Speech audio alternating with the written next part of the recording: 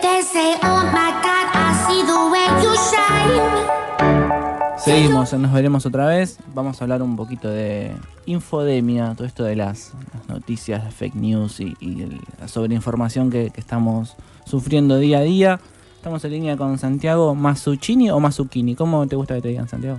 ¿Qué tal? ¿Cómo va? Técnicamente se llama Mazzuccini. Mazzuccini, muy bien, Sí, Santiago Mazzuccini. claro. Estamos entonces ahí. Bueno, buenos días. Primero que nada, gracias por el tiempo, por la nota. Vamos directo al tema. Vamos a hablar de ¿qué es esto de la infodemia? ¿Qué nos enfrentamos cuando hablamos de infodemia? Bueno, infodemia es un término que utiliza la Organización Mundial de la Salud. Y lo que describe es una situación de sobreabundancia de información, ¿sí? que se produce en general en un contexto de una epidemia. En este caso de una pandemia, ¿no? ¿Cuál es el problema de la infodemia? ¿Por qué se habla de infodemia? Dice la Organización Mundial de Salud, y esto lo vemos todos, recién lo estaban contando ustedes, porque la sobreabundancia de información puede generar confusión, ¿sí? Los ciudadanos y las ciudadanas que tomamos decisiones para cuidarnos, por ejemplo, de no contagiarnos de coronavirus, cuando hay demasiada información en el espacio público, información falsa o información intencionadamente falsa, eso puede generar que tomemos malas decisiones, ¿no? Entonces, ese es el peligro de la infodemia y por eso la Organización Mundial de la Salud habla constantemente de este tema, ¿no? Sobre todo que somos consumidores de todo y De todo. consumimos la información como si fuera cualquier otra cosa y a veces el consumo excesivo también no es beneficioso. Entonces uno que es un experto consumidor pero no es un experto en consumir información, no sabe diferenciar la buena de la mala información. Sí, es una paradoja, ¿no? Porque vivimos en una época en la cual hay mucha información disponible y eso es un avance de la democracia, ¿no? Digo, que podamos tener mucha información disponible. Por otro lado, también es un problema porque esto que decís vos, la sobreabundancia de información también tiene como consecuencia mala información o operaciones de desinformación que nos producen un daño, ¿no?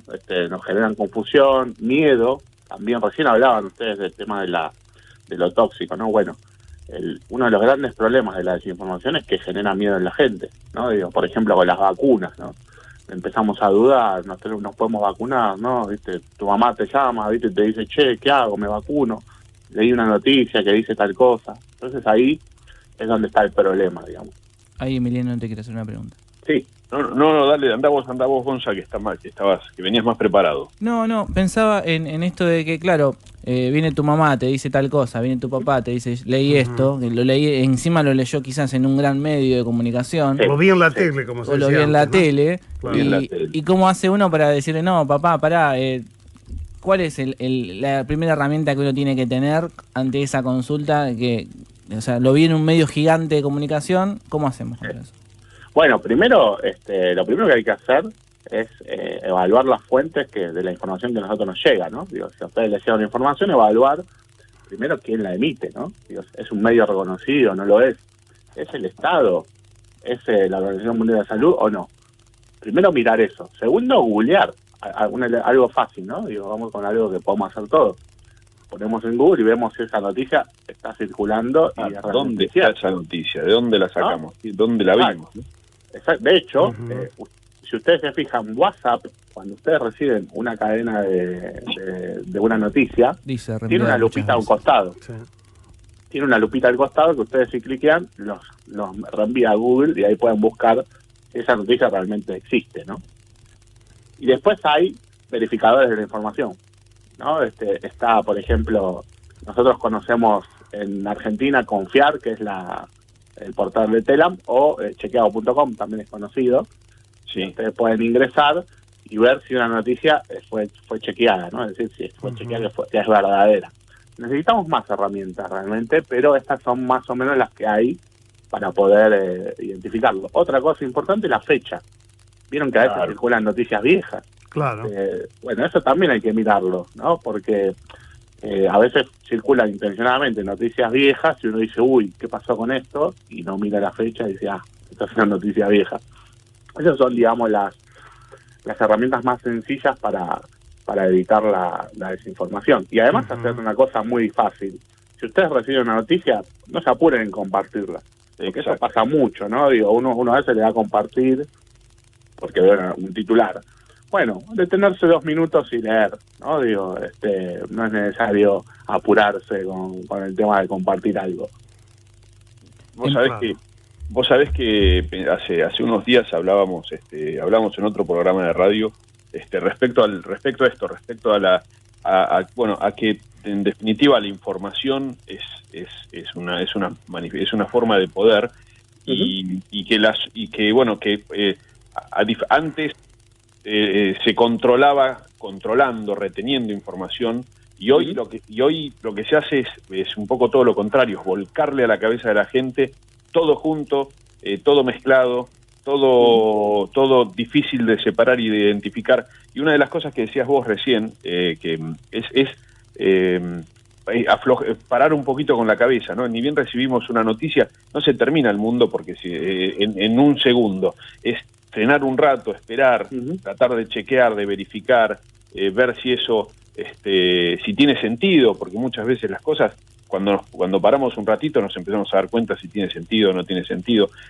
Cuando trabajamos con información, aprendemos que es así, aprendemos que ese flujo es un enemigo, ese flujo monstruoso, que es como hace unos días lo definía como una especie, como una cloaca magna. O sea, a veces es una cosa tremenda, en la que es difícil a veces pescar las cosas que nos pueden servir y que no, pero sobre todo tranquilidad, ¿no? Sobre todo tomarlo de esa manera, mirarlo serenamente, ¿no? Porque en pandemia fue tremendo, en pandemia fue una cosa, aparte escuchábamos solamente hablar de eso todo el tiempo en todos los medios, grandes, chicos, en todos lados, ¿no?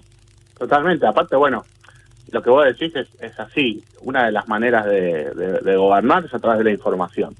Y claro, el exceso de información es una estrategia de control también, por lo menos, claro, de intención, ¿no? Por suerte nosotros no somos tontos, y digamos, podemos darnos cuenta de esto. De hecho, el año pasado salió un estudio que indica que el 60% de los usuarios de Internet manifiesta preocupación por el tema de la desinformación. Es decir, es un tema reconocido públicamente. Sí, 60%. 60% de los usuarios de Internet manifiestan preocupación porque no pueden distinguir qué es cierto y qué no en el ámbito de Internet. Es un problema también más general, viene de antes de la pandemia. Ya en el 2016 se empieza a hablar, por ejemplo, de posverdad, que es una palabra que es bastante utilizada también, que es esta era donde no hay posibilidad de distinguir la verdad y la mentira. Es decir, muchas veces parece que no es necesario distinguir la verdad de la mentira, porque lo que importa son las creencias y las emociones, ¿no? Claro. Entonces la gente, lo que suele pasar es que tanto los medios, porque esto no es solo una responsabilidad de los usuarios, los medios de comunicación también muchas veces contribuyen a la desinformación, se comparten las noticias que son más afines a mis creencias, ¿no? No importa si es verdadero o falso, ¿no? Entonces la información se transforma en un arma que lo que hace es dañar a otro. Y en realidad nos daña a nosotros mismos porque erosiona la esfera pública, ¿no? Si de pronto no sabemos qué es verdadero o falso sobre el tema de la pandemia, ¿no? Digo, ¿qué es lo que podemos hacer para prevenir del coronavirus? Sí. Estamos todos en problemas, no solo la gente, ¿no? Claro. Ahí donde es opinión es opinión, y bueno, y hoy vivimos con un periodismo cada vez más opinado, ¿no? Y por ahí no está mal, pero no está mal, pero está bien que sea claro que es opinado, que entendamos que es una opinión, a diferenciar una opinión de una información, y en cosas tan delicadas y tan precisas como la pandemia, eso fue complicado, ¿no? Totalmente. Además, no hay que olvidar que nuestro contexto, independientemente de la pandemia, estamos en un contexto donde hay una crisis de credibilidad en el Estado, en el periodismo y en la ciencia, ¿no? Por algo existen terraplanistas, ¿no? No es casualidad. No es casual eso, ¿no? Porque también hay que entender por qué surgen esos movimientos, ¿no? Y eso surge porque evidentemente hay desconfianza en lo público, ¿no? Entonces eso también es consecuencia de la infodemia, ¿no? Que se crea más en lo que pueden decir X personas en redes sociales que lo que puede decir un Estado o el periodismo, ¿no? Lamentablemente la gente ya no cree como antes en los periodistas, eso es así. Santiago, te quería hacer una pregunta acá, Fernando del Priori. Bueno, primeramente, muy bien. La premisa que tenemos en el periodismo, además de consultar mínimamente 3 fuentes en lo posible, y lo hacemos extensivo a lo virtual. Pero, por otro lado, hay un sistema también que te encripta cuando vos navegás. Por ejemplo, si a mí me gustan, no sé, noticias sobre perritos, a través del algoritmo, mi máquina me va a empezar a mostrar también ese tipo de noticias. Y hay un recorte. Entonces, eso también a mí me va a llevar a ver cierto tipo de información. No veo el todo, ¿no? Sino que veo una parte. Es así, ¿no? Totalmente, es así. Y aparte, las redes sociales están configuradas para que cada uno esté en su burbuja. Claro. Si vos te fijás, no sé, si alguno de ustedes usa Twitter o Facebook, va a ver que solo le muestran a, digamos, usuarios que piensan de manera similar a uno. Sí. Uno nunca se encuentra con alguien que piensa diametralmente opuesto, excepto que lo vaya a buscar, ¿no? Con lo cual eso es un problema también. A veces me preocupa eso, a veces miro quién, a veces miro quién me presenta el algoritmo. Aparte, eso genera falsa percepción. Pero eso es parte... Hay gente ¿viste? Que hay gente que piensa que, miren, ¿cómo puede ser que mi candidato perdió si todo el mundo habla bien? Digo, no, porque vos tenés todos los usuarios que están con vos hablan lo mismo que vos. Eso es un poco parte de la cultura de la cancelación y de que uno no soporta ya, entre comillas, una opinión distinta a la que tiene uno. Entonces empieza a generarse esa sensación de que, bueno, si lo opino yo y 50 personas le ponen que me gusta, debo estar en lo cierto, ¿no? En realidad que son 50 locos como vos que están pensando justamente eso. La tierra es plana. Claro, pero no quiere decir que porque una mentira se repita mucho sea verdad. Entonces, totalmente. Pensaba en esto de uno lee el titular y se queda con el titular. No, a ver, bajemos un poco, leamos la noticia, leamos el cuerpo, veamos que hagamos ese laburo como consumidores de información. Tratar de bajar un poquito la ansiedad. Ese es el mensaje. Es eso, y además, bueno, ya que mencionaban el periodismo, la lógica del periodismo ha cambiado. Si ustedes se fijan hoy, los que, digamos, rigen los titulares son los editores, que están muy pendientes de lo que pasa en redes. ¿No? Entonces, lo que prima es el titular gancho. Que, a ver, que yo entiendo, digamos, todos laburamos y tratamos de lamentablemente, claro, estamos lamentablemente presos de esa lógica, ¿no? Pero hay que tener un poco de responsabilidad en algunos titulares, ¿no? Digo, y no caer en esta cosa fácil para que... Vos sabés que la lógica SEO, ¿no? Esa cosa que te lleva a escribir sobre lo que la gente quiere leer, o lo que más quieren leer, que muchas veces no tiene que ver con lo que es importante o con lo que es